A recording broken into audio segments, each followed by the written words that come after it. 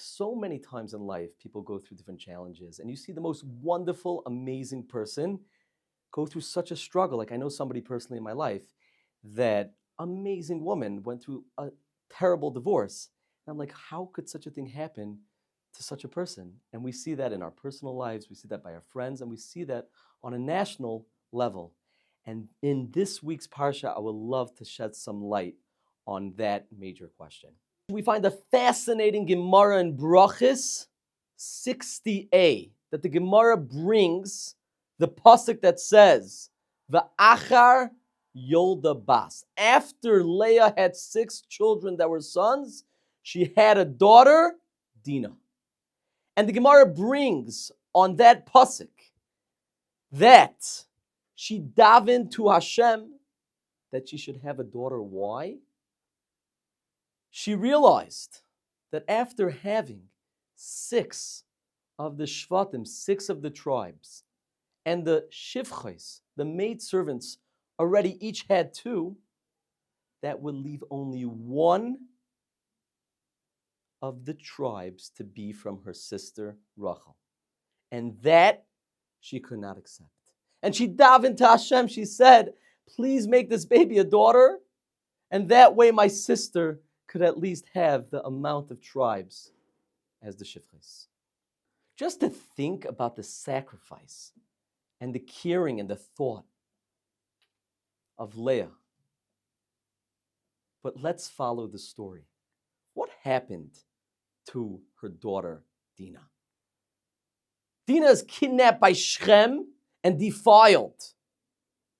One could think, how could such a thing happen to somebody that had such a sacrifice and such a thought and such a care that her daughter should be defiled? But when we think and we follow the story further, the child of the relationship of Shem and Dina was a woman by the name of Osnas. And Osnas, Yaakov Avinu put around her neck the name of Hashem and sent her away. From this relationship, there was a daughter born by the name of Osnas. Osnas ended up being adopted by Potiphar.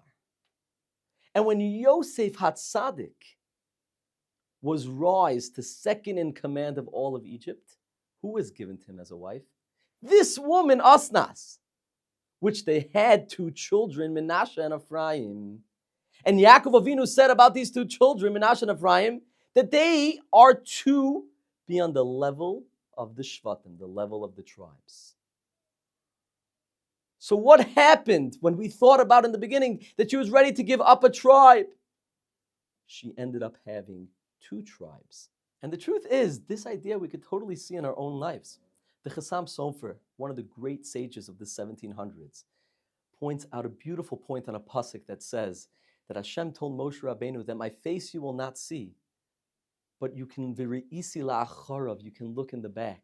And he points out that this is an idea that Hashem always shows us, that in front of us it's so hard for us to see. There could be pain, there could be fog. We don't know what the right way is to go. We ask Hashem for signs. It's unclear to us. But take a moment right now, look back at your life, and you will say, wow, it's so true. Think about it for a second. Just take a second right now to think, and look back at your life, and you'll say, wow, that happened, and totally that had to happen for me to get to this, and because of that, that worked out. We could take a step back, look backwards, we see the beautiful Hashgacha in all of our lives. But the truth is that even though so many times we can see certain answers in our life and we can see how things make sense, sometimes we just honestly don't know. And that's where trust comes in. You know, with my child sometimes, like I take away a candy from my kid, and he has no idea that I'm taking away because he does not want to be screaming in the dentist chair. But he's screaming away like I'm doing the worst thing to him. And I want to bring out this point with a beautiful parable from the Chafetz Chaim on this idea. The Tehillim says, 19, Mishpatei Hashem emes v'tzadku yachdav. The judgment of Hashem is truth, and they're righteous all together. And the Chafetz Chaim brings out a parable as follows. He says there was a man And the man was very, very wealthy. And the struggle of wealth is not always easy.